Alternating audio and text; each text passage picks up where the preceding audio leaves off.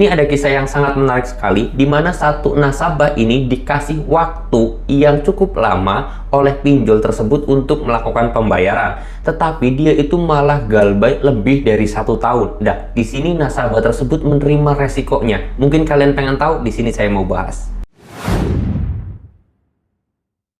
Assalamualaikum warahmatullahi wabarakatuh teman-teman semuanya. Pada kesempatan video kali ini saya ingin membahas sebuah kisah nasabah yang sangat unik sekali. Dia itu cerita kepada saya melalui DM Instagram. Nah, kalau kalian juga mau sharing, mau cerita bareng ataupun mau sharing bareng sama saya, boleh banget DM aja ke Instagram saya. Linknya sudah saya sediakan di deskripsi video ini. Jadi kisahnya, nasabah ini dulu galbay pinjol. Awalnya itu dia sudah telat kurang lebih sekitar 2 mingguan, didatanginlah DC pinjol, dan DC tersebut itu memberikan waktu tempo yang lebih lama lagi untuk nasabah tersebut melakukan pembayaran. Tetapi apa yang terjadi? Nasabah tersebut malah galbay pinjol itu lebih dari 1 tahun, lebih tepatnya 1 tahun 2 bulan ya teman-teman semuanya.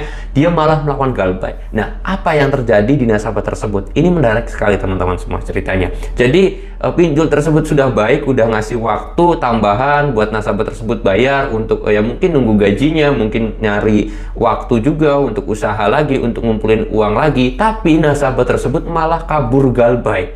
Nah, ini ceritanya menarik. Jadi, ini kejadiannya di daerah Jawa Tengah, kota Jawa Tengah. Lalu kemudian ternyata si nasabah tersebut itu kabur merantau ke Jakarta mencari pekerjaan, teman-teman. Dan akhirnya sampai sekarang itu galbay. Nah, cerita ini ternyata menarik banget. Ternyata nasabah tersebut itu sudah tidak lagi didatangin DC, sudah tidak lagi diteror oleh DC, dan tidak lagi diancam-ancam, ditakut-takutin oleh pinjol. Loh, kok bisa? Nah, di sini saya mau bahas teman-teman semuanya. Jadi ternyata dia itu awalnya memang ada rencana untuk melakukan kegiatan merantau ini ke Jakarta karena di kampungnya mungkin tidak ada pekerjaan jelasnya. Terus kemudian dia itu pada saat mau berangkat 2 hari sebelum berangkat ke Jakarta, dia itu didatengin di si pinjol, yang mana itu menjadi sebuah hal diskusi juga. Ketika datang di si pinjol, dia belum punya uang, pinjol tersebut memberikan waktu. Ya udah, dikasih waktu kurang lebih sekitar 2 mingguan agar si nasabah tersebut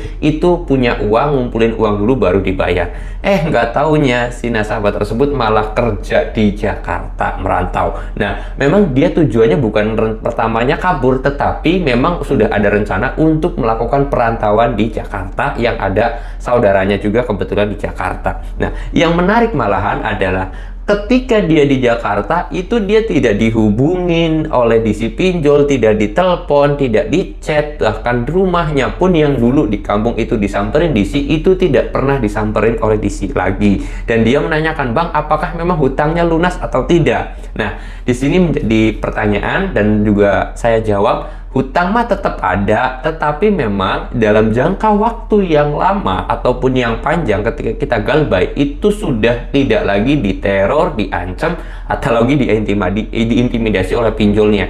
Karena sebenarnya semakin lama kita galbay itu ternyata semakin berkurangnya ancaman.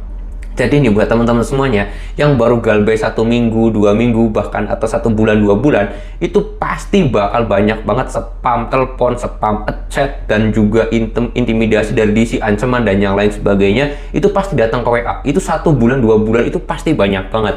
Tetapi ketika kita sudah galbay lebih dari 6 bulan, itu bakalan jarang banget yang ngechat dan juga nggak ada lagi yang nelpon kita dari pihak pinjolnya. Kenapa kok itu bisa terjadi? Karena nasabah tersebut sudah masuk ke dalam daftar bahwasanya nasabah tersebut tidak lagi menjadi santapan para pinjol. Dia menganggap bahwa nasabah ini sudah tidak akan mungkin membayar hutangnya, jadi ya tidak lagi ditelepon dan dicari. Karena perlu teman-teman ketahui bahwasanya setiap minggunya atau bahkan setiap harinya DC pinjol itu selalu di briefing mana aja nih nasabah yang berpotensial bayar, mana nasabah yang tidak berpotensial bayar, mana nasabah yang kemungkinan besarnya itu akan bayar, itu di briefing. Nah, disitulah ditugasin, ini nih kemungkinan nasabah akan bayar nih, kamu telepon terus ini. Nah, itu bakal jadi inceran.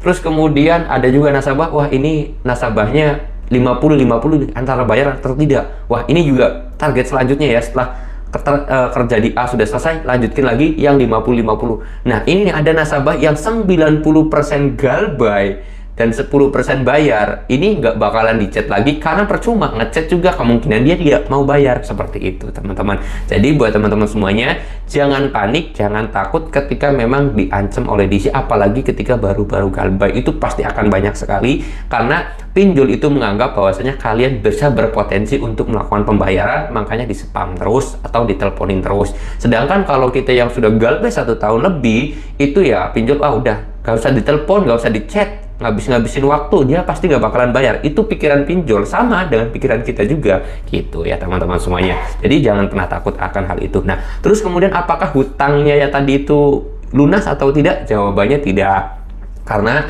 biar bagaimanapun nama kita mungkin akan jelek di silik OJK kita atau di BI checkingnya. Mungkin Mas yang tanya itu dan juga udah curhat ini, terima kasih dan udah mengizinkan juga saya untuk membuat videonya. Itu hutangnya tidak lunas karena ya kita sudah masuk silik OJK ataupun BI checking, pasti namanya jelek.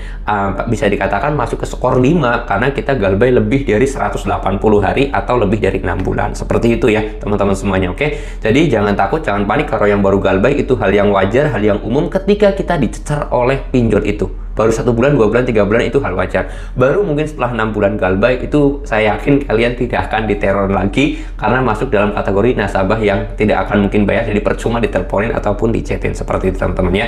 Dan saya juga pesan kepada teman-teman semuanya, mudah-mudahan kita diberikan umur yang panjang, diberikan rezeki yang berlimpah, diberikan rezeki yang berkah. Dan jangan lupa pula teman-teman semuanya, buat teman-teman yang sekarang lagi kesulitan ekonomi, sedang mencari rezeki dari pagi sampai sore, bahkan saya malam, dari ujung ke ujung, dari pelosok ke pelosok, kita cari kemana aja rezeki, tapi kita kadang-kadang lupa kepada sang pemberi rezeki. Oleh sebab itu saya selalu mengingatkan kepada teman-teman semuanya, ayo kita juga dekatkan diri kita kepada sang pemberi rezeki itu. Jangan hanya kita sibuk mencari, tapi kita lupa terhadap sang pemberi, teman-teman ya. Mungkin teman-teman semuanya yang punya kepercayaan muslim ataupun non-muslim, ayo dekatkan diri kita kepada Tuhan.